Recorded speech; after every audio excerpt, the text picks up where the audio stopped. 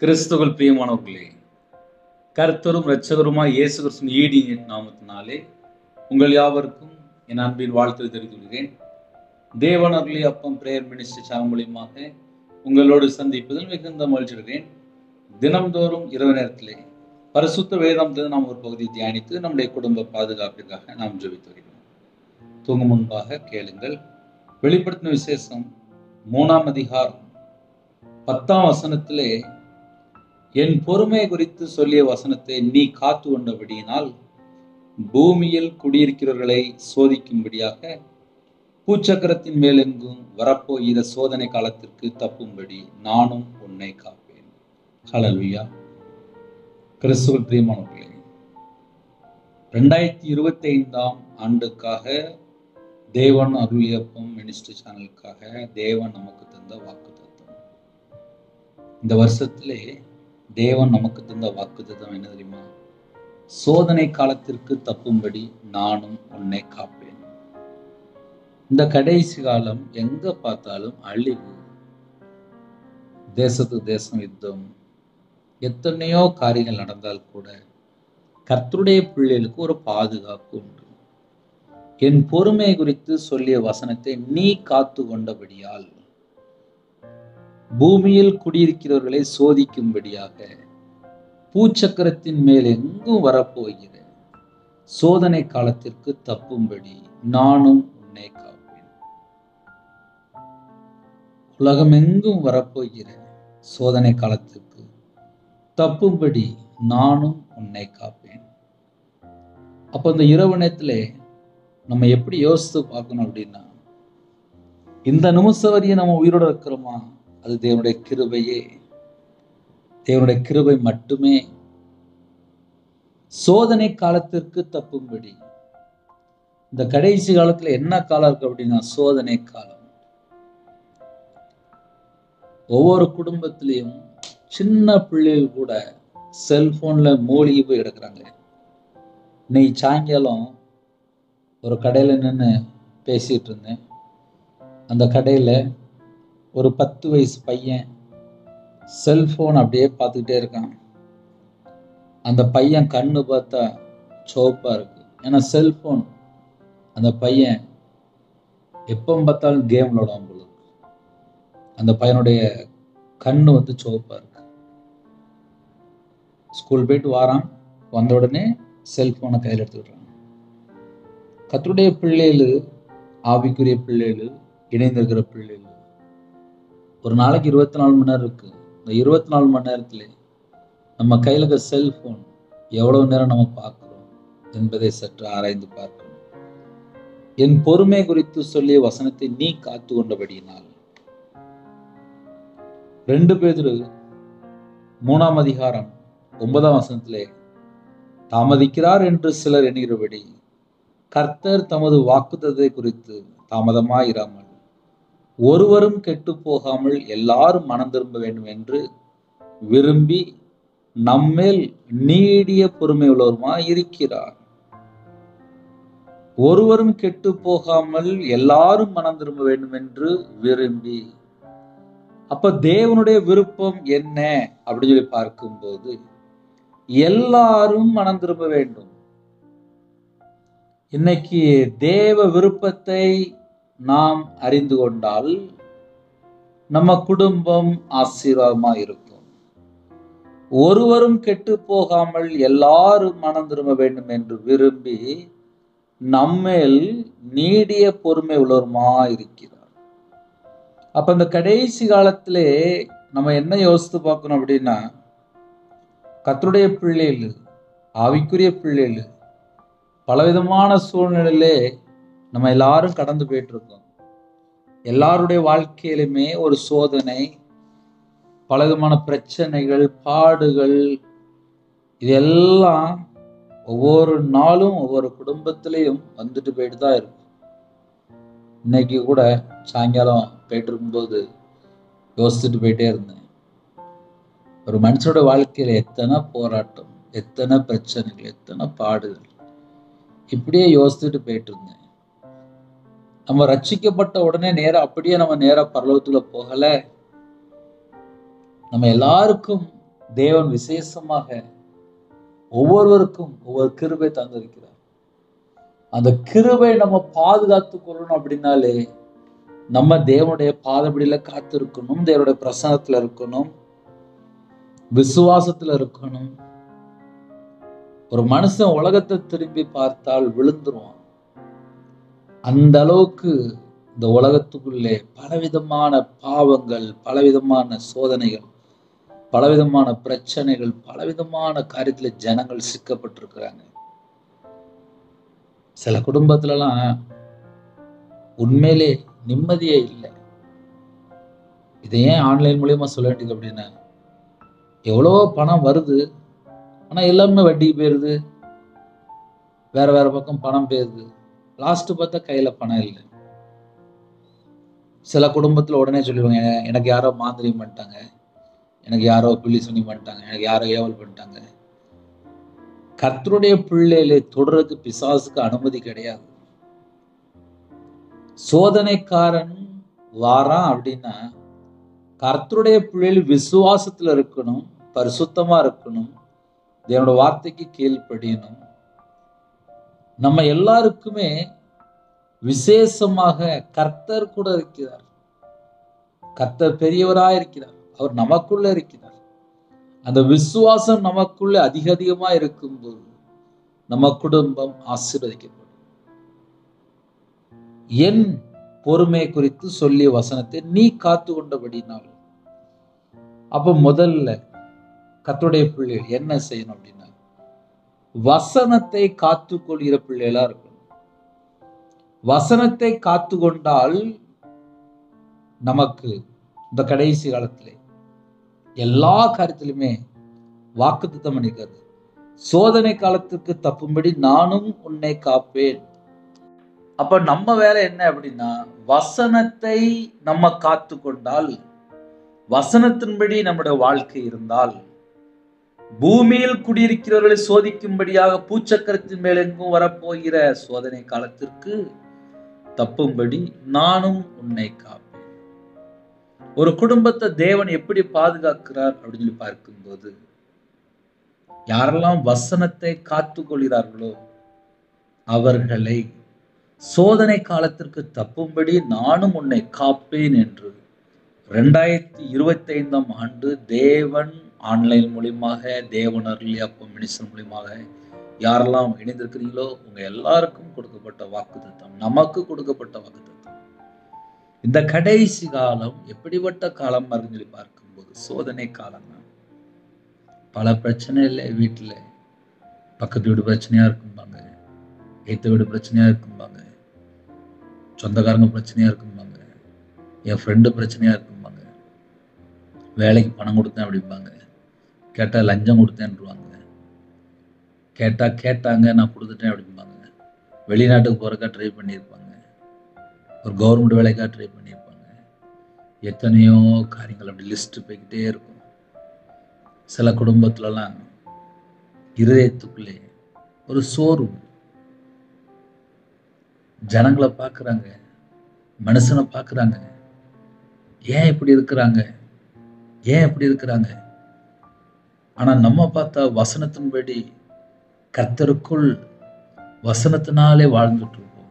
ஆனா சில குடும்பத்திலே வசனத்தை விட்டு கர்த்தரை விட்டு தள்ளி போய் ஒரு துன்மார்க்கமான வாழ்க்கைக்குள்ளே, ஒரு துணிகரமான வாழ்க்கைக்குள்ளே, ஒரு பாவ வாழ்க்கைக்குள்ளே, ஒரு அசுத்த வாழ்க்கைக்குள்ளே, யாருக்குமே தெரியாமல் அந்த அரங்கத்தில் ஒரு பாவத்துக்குள்ளே கர்த்தரை விட்டு தள்ளி போய் சில குடும்பங்கள் அழிந்து கொண்டிருக்கு.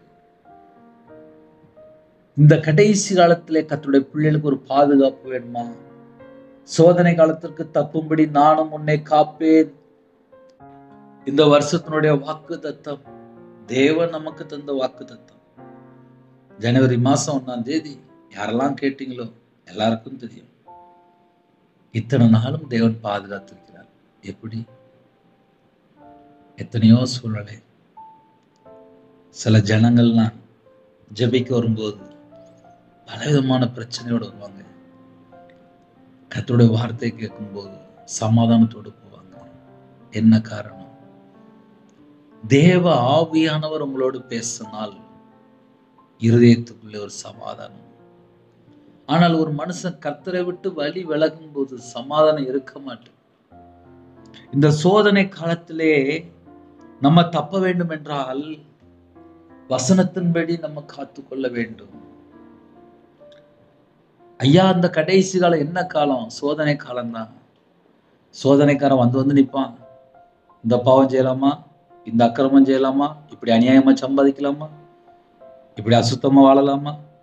கர்த்தரை விட்டு தள்ளி போறதுக்கு ஒரு பெரிய ஒரு பட்டியலே இருக்கு. போய் சொல்லு, சம்பாதிக்கலாம், மனைவிட்ட போய் பேசு, புருஷன்ட்ட போய் பேசு, அம்மா அப்பாட்ட போய் பேசு, வாயை திறந்த போய் பேசுறதுக்கு பல மெத்தடில் சோதனைக்காரன் வந்து டெஸ்ட் கொண்டு வந்துகிட்டே இருப்பான். ஆனா இதெல்லாம் ஜெயிக்கணும் அப்படின்னா இயேசு கிறிஸ்து நாமத்தினாலே ஒரு குடும்பம் காக்கப்பட வேண்டும். இயேசு கிறிஸ்து ரத்தத்தினாலே வேலி அடைக்கப்பட வேண்டும். வசனத்தினாலே காத்துக்கொள்கிற பிள்ளைகளா இருக்கணும். அவங்க மட்டும்தான் ஜெயிக்க முடியும். அப்ப இரவு நேரத்துல செய்தி என்ன பிரதர் அப்படின்னா, கர்த்தருடைய பிள்ளைகள் ஜெயிக்கிற பிள்ளைகளா இருக்கணும். சோதனை காலத்திலே விழுந்துடக்கூடாது. நம்முடைய ஆவிக்குரிய வாழ்க்கையில் பலவிதமான சோதனைகள் வருதா, பலவிதமான பிரச்சனைகள் வருதா, கண்ணீர் வாழ்க்கையா இருக்கா? இதுல இருந்து எப்படி வெளியில வரணும் தெரியுமா? என் பொறுமை குறித்து சொல்லிய வசனத்தை நீ காத்து கொண்டபடினால் அப்படின்னா என்ன பிரதர் அர்த்தம் அப்படின்னா, ஒருவரும் கெட்டு போக கூடாது, எல்லாரும் மனம் திரும்ப வேண்டும் என்று விரும்பி, தேவன் விரும்பி நம்மேல் நீடிய பொறுமை உள்ளவருமா இருக்கிறார். எல்லாரும் ரட்சிக்கப்படும் சொல்லி ரொம்ப பொறுமையோடு இருக்கிறார். ஒருவரும் கெட்டு போக கூடாது, யாரும் நரகத்துக்கு போயிடக்கூடாது, யாரும் நரகத்துக்கு போயிடக்கூடாது. அப்போ தேவன் என்ன விரும்புறார் அப்படின்னா, எல்லாரும் பரலோகத்துக்கு வரணும், என் பிள்ளைகள் பரலோகத்துக்கு வரணும். இந்த கடைசி காலத்திலே கொடிய அருவருப்புகள், கொடிய பாவங்கள் இந்த கடைசி காலத்துல ஓடிட்டு இருக்கு. நம்ம கர்த்தருடைய வருகைக்கு ஆயத்தமா இருக்கணும். நம்முடைய ஆவியை தேவனுடைய கரத்துல ஒப்பு கொடுத்துடணும். அவ்வளவுதான், நம்ம லைஃப் முடிஞ்சிச்சு. ஜீவ புஸ்தகத்துல நம்ம பேர் எழுதப்பட்டு இருக்கணும். ஆட்டுக்குட்டியின் ஜீவ புஸ்தகத்துல நம்ம பேர் எழுதப்பட்டு இருக்கணும். அதுக்கு நம்ம என்ன செய்யணும்? அழைக்கப்பட்டவர்களா இருக்கணும், தெரிந்து கொள்ளப்பட்டவர்களா இருக்கணும், உண்மை உள்ளவர்களா இருக்கணும். அப்ப ஆவிக்குரிய வாழ்க்கையிலே ஆசீர்வாதத்தை பெற்றுக்கொள்ளணுமா?